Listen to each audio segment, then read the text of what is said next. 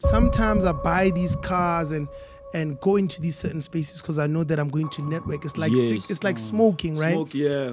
Like cigarette smokers meet certain people. Yeah. So for me, I know that when I buy these cars, sometimes I service. I'm going to service my car. You waiting with your coffee. Hey, what do you do? Yeah. And it starts. Refilio Male Pulo, better known as Cassper Nyovest, aka Mufasa, aka Mr. Billiato, aka Philip, and a plethora of other nicknames, is going to be the first South African rapper billionaire. Well, at least according to this comment. Here at Business Notes, we did think that NSTC was going to be South Africa's first rapper billionaire. But during the making of this video, we have given that thought a second thought, and we would like to say we have happily switched sides. And by the end of the video, you would know why. Ever since the year 2021, after the whole thing that put the world in a frenzy, is when Cassper Nyovest started taking serious strides in becoming an entrepreneur/businessman. Because during the whole pandemic thing, he found himself losing money at a faster rate than he was making it, which led him to opening 2 more business ventures upon the ones he had already had. 2 new business ventures that Mr. Nyovest has put his hands in are looking so lucrative that they are estimated to make him millions upon millions every year until he reaches $1 billion. But before we dive into those, let's see where Mr. Nyovest started. Do you consider yourself rich right now? Then I said, all I know is I got AP on my wrist right now. That's all I know. So if you consider that rich, then I'm rich as a bitch. Okay. Refilwe Polo was born into a 2-parent household in Mafikeng, the capital city of Northwest. With both parents being teachers, Refilwe knew he wanted to be different. He couldn't be a teacher too. Even the ideas his parents were pushing, like being an engineer or a doctor or something along those lines, was not doing it for him.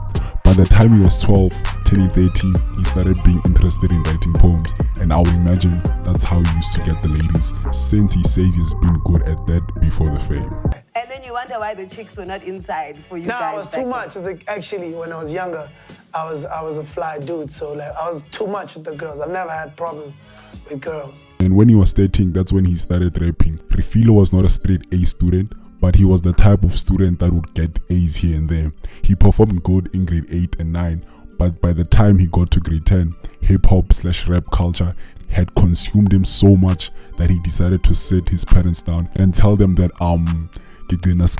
and made up this whole elaborate argument of how is it my life if I'm playing by your rules, blah blah blah. Education is the key to success, man, but I have to live this safe system, things along those lines. Fast forward, after the argument with his parents, he decided to leave home and go Blom with his grandmother, and quickly after that he moved to Jozi, where he would live with friends for 2 years or so in all types of situations, from houses that were still under construction to sharing a flat with other people. The reason he wanted to be in Joburg was so he could be within the scene and start rubbing shoulders with the hip-hop heads of that time. And when they kicked him out of his first place, he went back to his hometown to go live at his best friend's house, but quickly left there because the naysayers were too much. Then we had a dispute, and I moved back home. Mafikeng, that is. Yeah. Like, then it's back to, yo, man, don't try it, man, don't try it. And I'm embarrassed.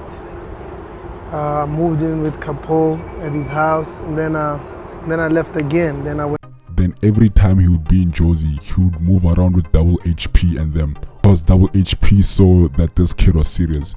With him being around Double HP, he would appear in music video, going on tour with them, ended up getting a ponytail to make himself stand out and more memorable every time he was seen with Double HP and them.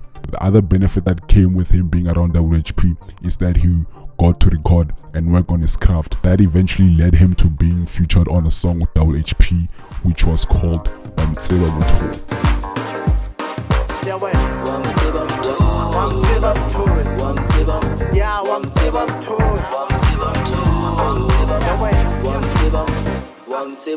The song was not that hot, but was able to get him in content with a rapper called OK Malum Cool Cut. OK Malum Cool Cut was a way bigger artist than Cassper at the time, who was touring outside the country to places like Botswana, Europe, and etc. So when Mr. OK had the song that Cassper sent him and said he should hop on this, he knew he had to hop on this because he knew it was a hit. And he was right, because the song was a hit and was able to get Cassper out of the couch surfing lifestyle. But as much as it was a hit, he knew, okay, this next one he has in the vault is going to catapult him to new heights. The song he had in the vault was Dr. Beleza, and the day he dropped it, it was an immediate smash hit. This song was so big that at a point he was charging 15k plus or minus for him to show up and perform. He had so much money coming in at the time that he stayed at the Protea Hotel for like a month or so while he was sorting out his paperwork to get his own flat. Fortunately, this is just when Dr. Beleza just came out. Yeah. So I was starting to make money rapidly. Yeah. So we moved into the Protea Hotel, and while we were looking for a flat, I didn't know that I could get a flat with him making a minimum of 50k per week. It was not long until he made 300k per month plus or minus with no album out. Fast forward, he released a couple more songs and dropped the debut album called Solo Fellow, which became the best in the country and was certified gold by South African standards, meaning he sold over 15,000 units. With him reaching heights that have never been seen / reached, he set a goal which seemed impossible, which was a South African act filling up the dome, which held 20,000 people at max capacity. And he also realized that if he fills it up, he might walk away with R1 million. He filled up the dome and went gold with a sophomore album reveal on the day of the dome, but financially he did take a hit because of the dome. It was estimated that the whole show cost about 4 million rand to create, but it was definitely worth it because it cemented his legendary status in South African hip-hop. Dome on the night. Just to get into more detail, the show costs 4.8 million to do. And this is one of the reasons why you've never seen anything like that.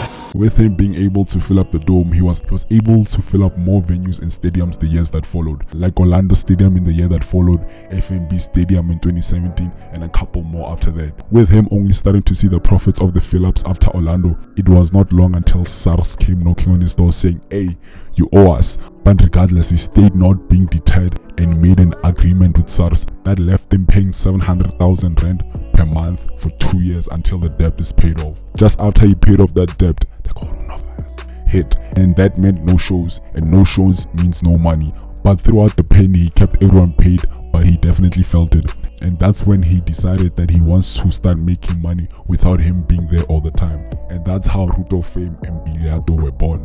Billiato, a taste of wealth.